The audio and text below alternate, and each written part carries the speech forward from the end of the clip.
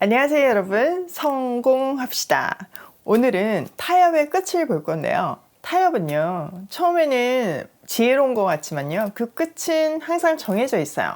오늘 내용을 통해서 다시 한번 확신을 가지고 타협하지 않는 우리가 되면 좋겠어요. 자, 9절.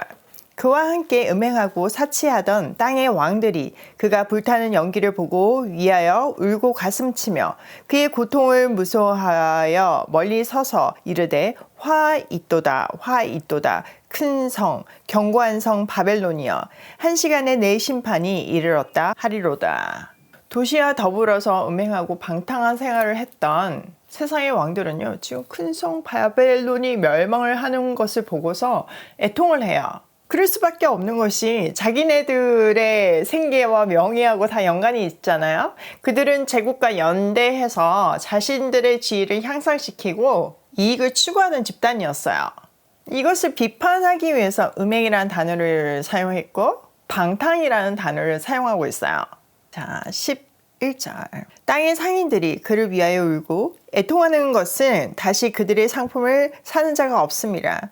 그 상품은 금과 은과 보석과 진주와 세마포와 자주 옷감과 비단과 붉은 옷감이요 각종 향목과 각종 상아 그릇이요 값진 나무와 구리와 철과 대리석으로 만든 각종 그릇이요 계피와 향유와 유황과 포도주와 감람류와 모든 밀가루와 밀이요 소와 양과 말과 수레와 종들과 사람의 영혼들이라.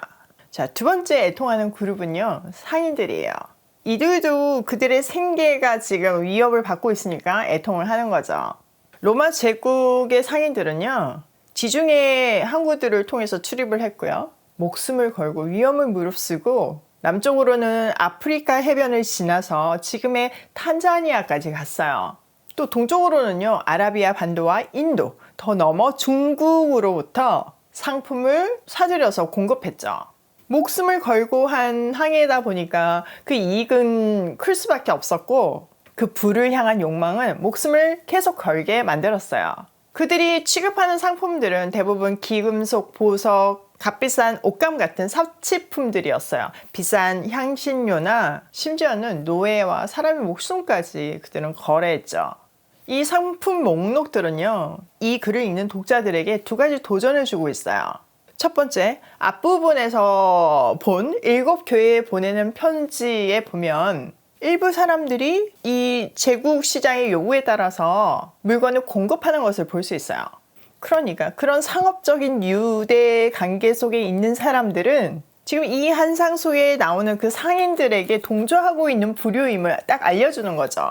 두 번째는 그 7교회가 있던 7도시에 사는 사람들 중에 일부는요, 자신들의 부를 막 과시하고 사회적인 인정을 받기 위해서 지금 이 나열되고 있는 사치 품목들을 애용하고 싶어하는 그런 욕망들을 가지고 있어요.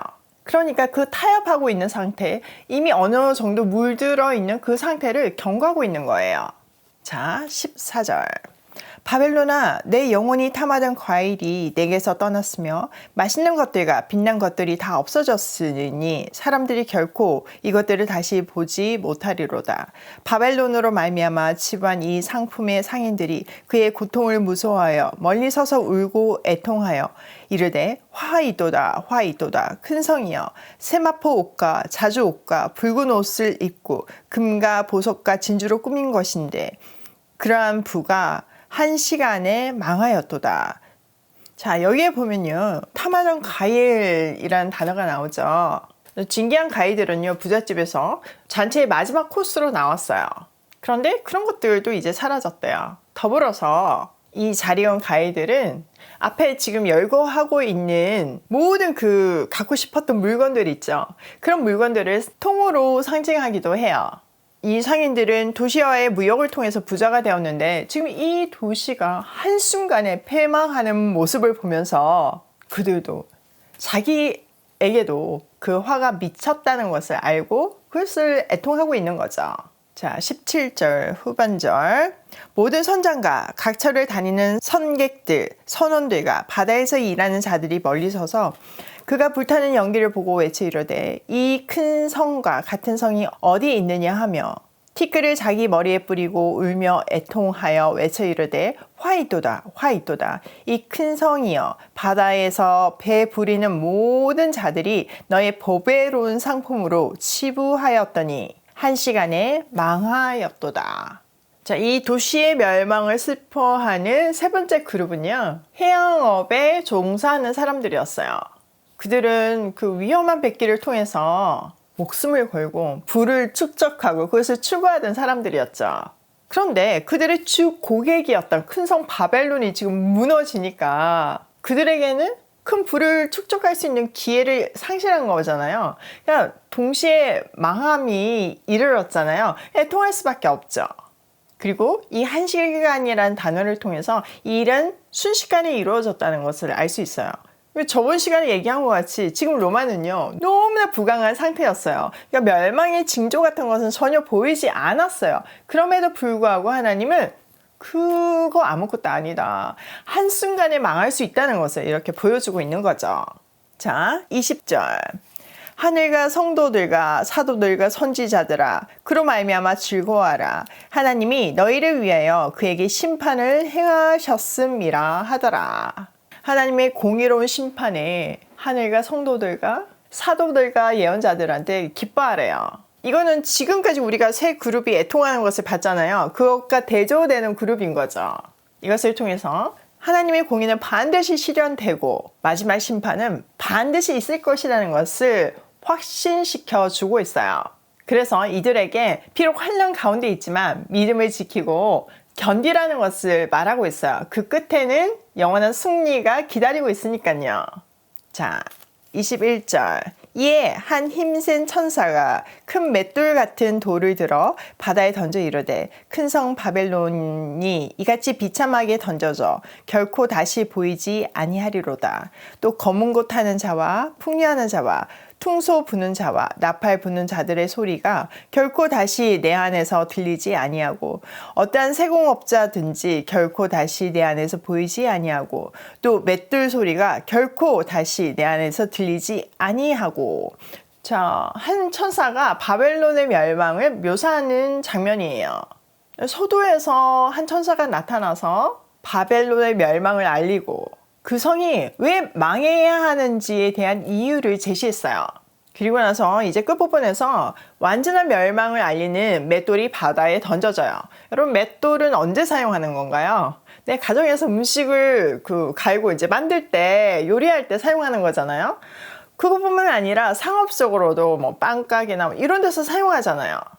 그 생활의 터전인 맷돌이 던져졌다는 것은 더 이상 음식이 만들어지지 않는 완전한 멸망을 말하는 거죠. 또 파티의 필수였던 검은고, 퉁소, 또 나팔 부는 사람들이 사라졌대요. 그뿐 아니라 식기류, 보석류, 또 신전에 드려지는 제사용품들 있잖아요. 그런 것들을 만들던 세공업자들도 사라졌대요. 이들의 부재는 도시의 활력이 상실되었다는 것을 뜻하고 있어요. 자, 23절 등불빛이 결코 다시 내 안에서 비치지 아니하고 신랑과 신부의 음성이 결코 다시 내 안에서 들리지 아니하리로다. 너의 상인들은 땅의 왕족들이라. 내 복술로 말미암아 만국이 미혹되었도다. 선지자들과 성도들과 및 땅에서 죽임을 당한 모든 자의 피가 그 성 중에서 발견되었느니라 하더라. 자, 등불은요, 우리 전형적인 가정생활의 표시잖아요. 등이 없으면 생활을 할 수가 없잖아요. 근데 그 등이 꺼졌대요. 또 등은 언제 사용하나요? 축제 때 화려한 등이 켜짐으로 해서 그 분위기를 고조시키잖아요.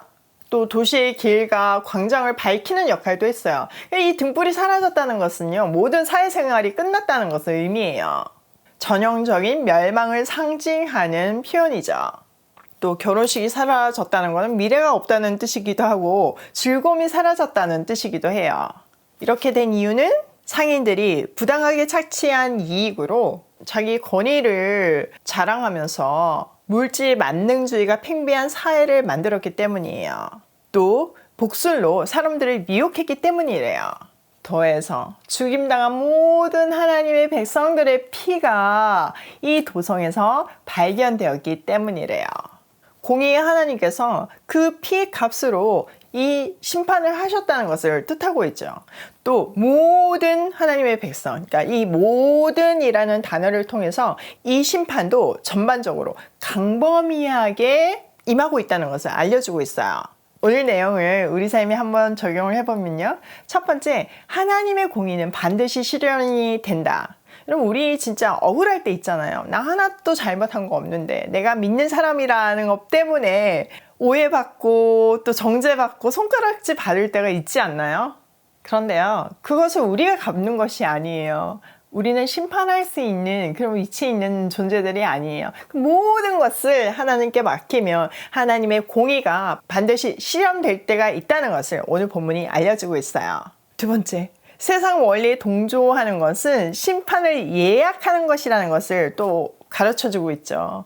바벨론이 악하잖아요. 하나님을 대적했잖아요. 그럼 문화를 만들었잖아요. 그런데 그게 지금 세상적으로는 너무나 큰 이익이 되니까 거기에 동조하고 그들의 동력자가 됐을 때 이거 자체가 심판이 예약된 것이라는 거죠. 바벨론이 망함으로 해서 그들의 생활 터전조차 같이 망하게 되잖아요.